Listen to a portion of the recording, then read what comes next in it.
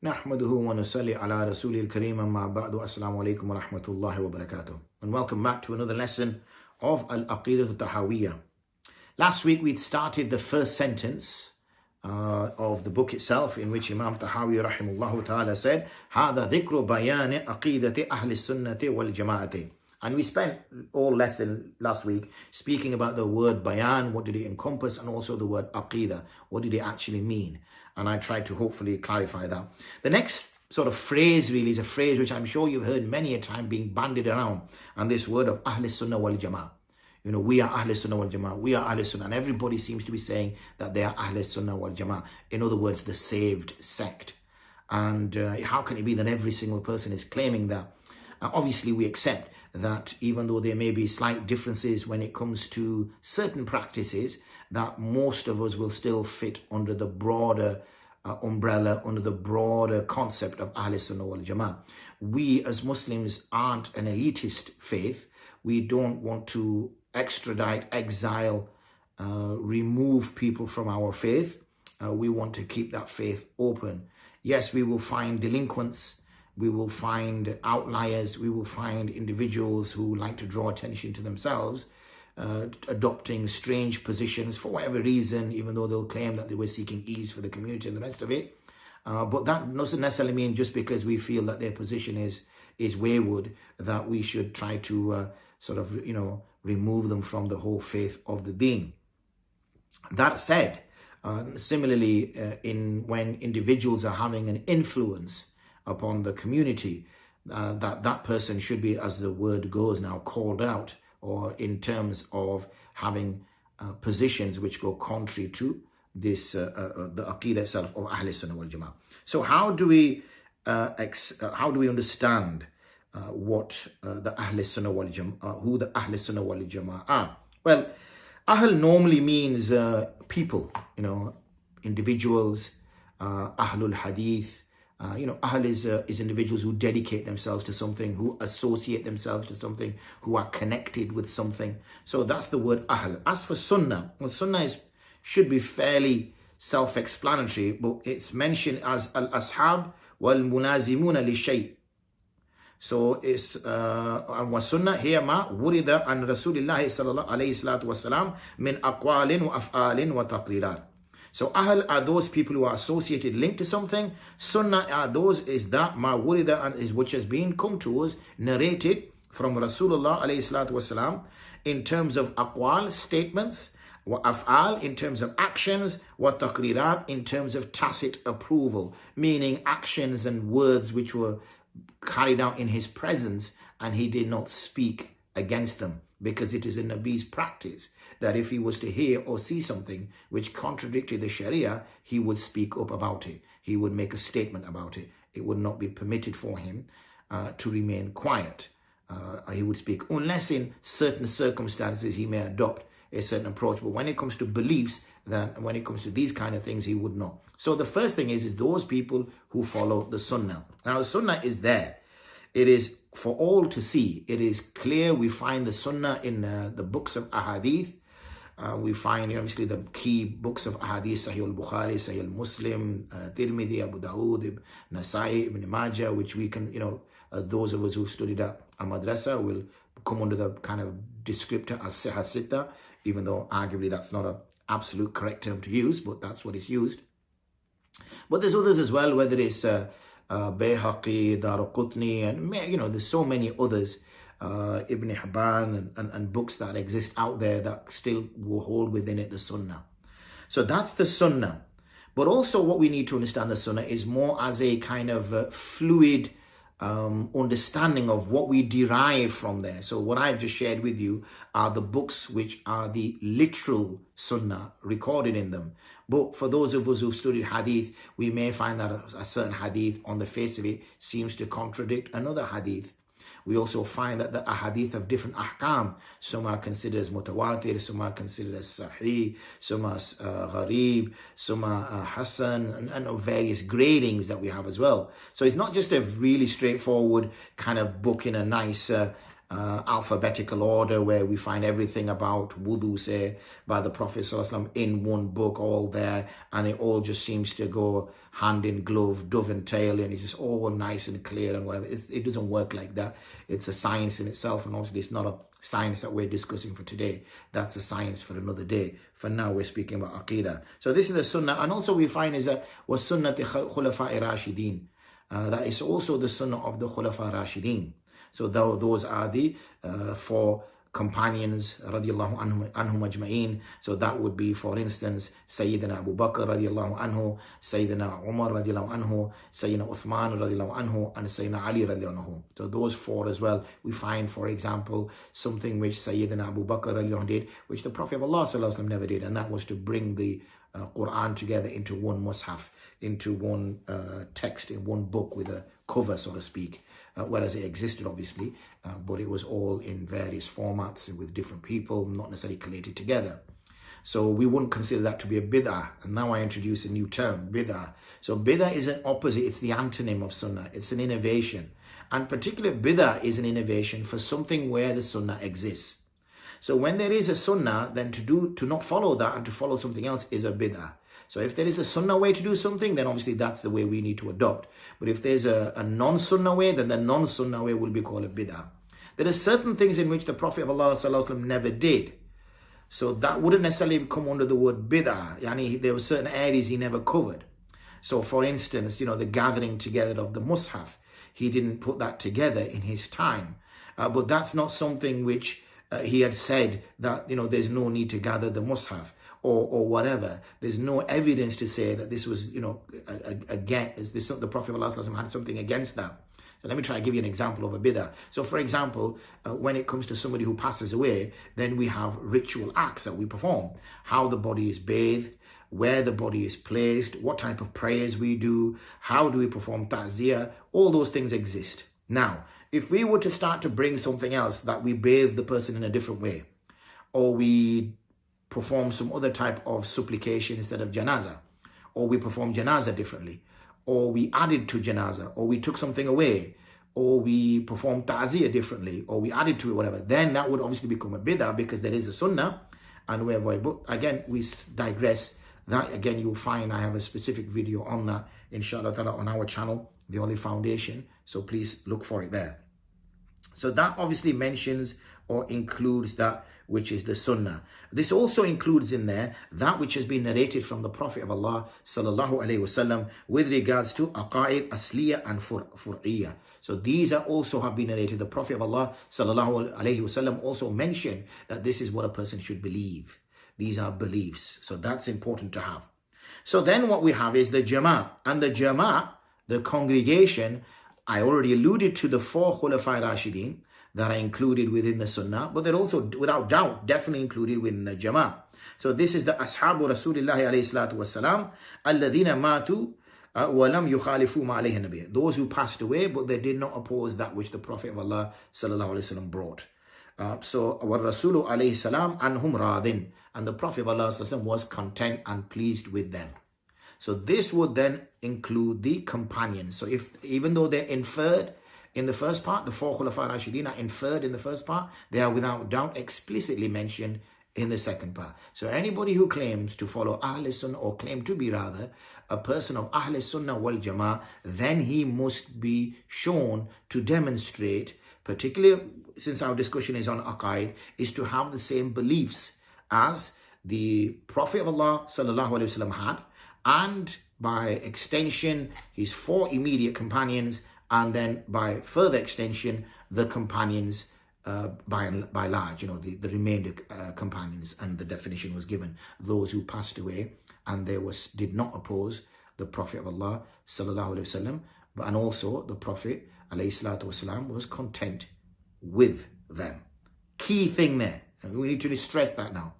So we all declare that we are Ahle Sunnah wal Jamā. I use the word Ahle Sunnah because one is that this is Zikru Bayani Aqidati Ahle Sunnah, so it's already got majroor on it. But most people, those who come from the Indian subcontinent, because the Urdu language just mentions it as Ahle Sunnah with a kasra on it, it kind of naturally flows. But really, Ahlus Sunnati wal Jama'ati. So that's the position. These are who these people are. This is what they adhere to. These are the beliefs that they have, and those are the beliefs that we will find in this text.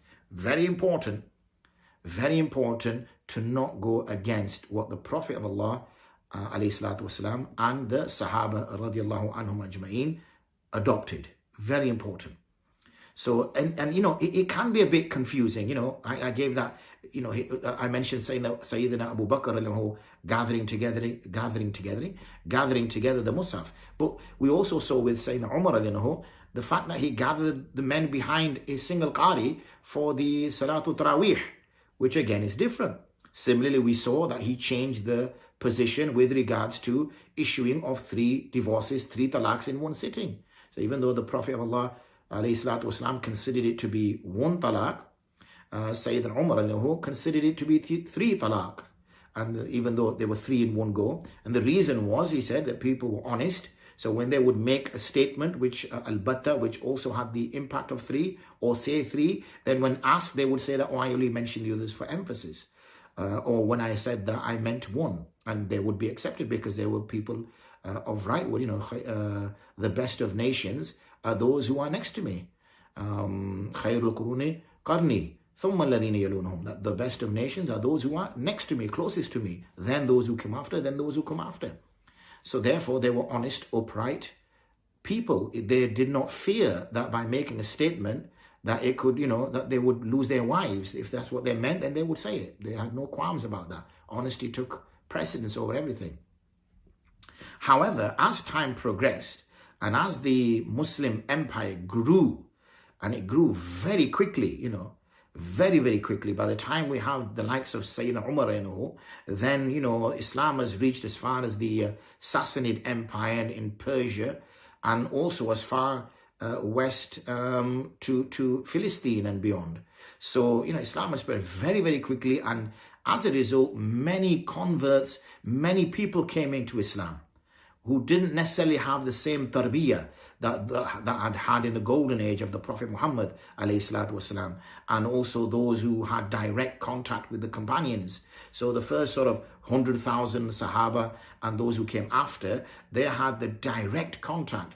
These people were only then coming into contact with Muslims, and they may never have come into contact with a companion, or some may have come into contact with a companion. So the type of people coming in, arguably their motivation for getting in the first place was very different than those who were joining Islam very early on. So as a result, the Sayyidina Umar, realizing the situation had changed, said now that when a person issues 3 divorces in one sitting, it is considered as 3 divorces in one sitting.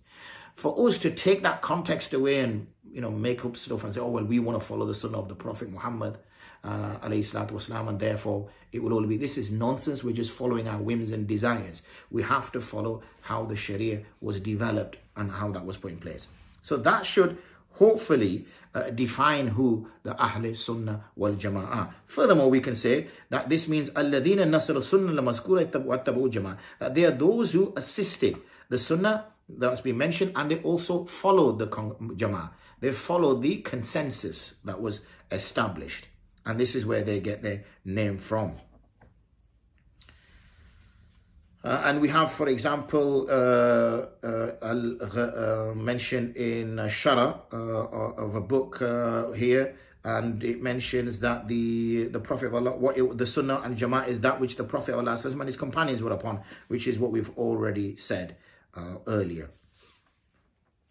And then there's some groups which are then removed from the Ahl Sunnah. So these are Anna Ahl Sunnah laysu mujassama.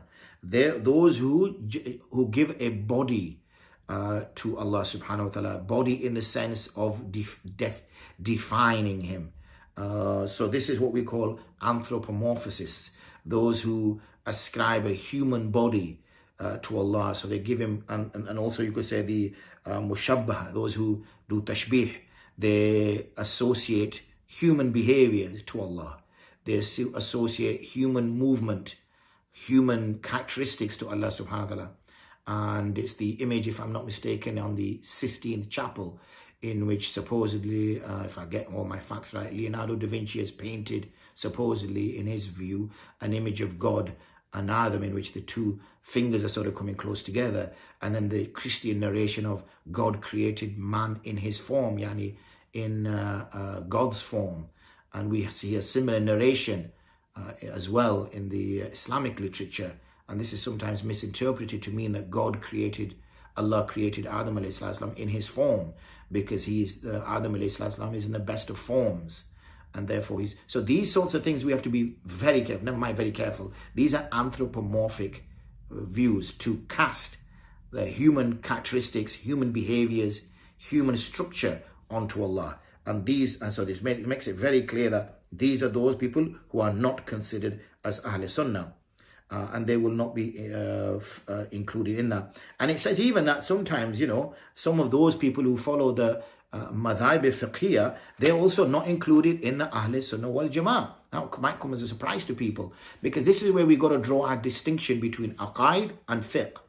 So fiqh is whether a person is a Hanafi, a Maliki, a Shafi'i, a Hanbali, yani they follow a particular fiqh approach. So they'll pray salah by, raising their hands once up to their earlobes, tying it below their navel, reciting thana, reciting ta'uz, reciting tasmiyah, reciting Surah Al-Fatiha, and the various things that we do. And, they will consider their wudu to break if they vomit, whereas another madhab will say, no, your wudu doesn't break if you vomit. Some people will tie their hands here. Some people will raise their arms to their ears when they're going into other movements, whereas the Ahnaf might only do it for the salah starting. So you see all these different fiqh approaches. Now that's fiqh. That's arguably the legal side of things. Aqaid, and that is associated with a'mal. And remember, I tried to draw this distinction that you got to separate beliefs from a'mal, and that's all to do with a'mal. So you find that there were people who followed some of the former madhahib, but in beliefs they did not fall into Ahle Sunnah wal Jamā. That's important distinction to draw, like the Tajsim and the Mu'tazila. All these people are those, and also the Karamiyya and things of that nature. So we find that, there were even those people who linked themselves in fiqh to Imam Abu Hanifa, but their aqaid was outside of that. And there were those who linked their fiqh towards Imam Ahmad ibn Hanbal, but their aqaid was outside of that. So for example, we have here that we had some people, particularly in the Hanabila madhab, who obviously were of the mujassama, yani they would give a jism to Allah subhanahu wa ta'ala, a body to Allah subhanahu wa ta'ala, and this is the view of the anthropomorphic, and numerous people are mentioned here.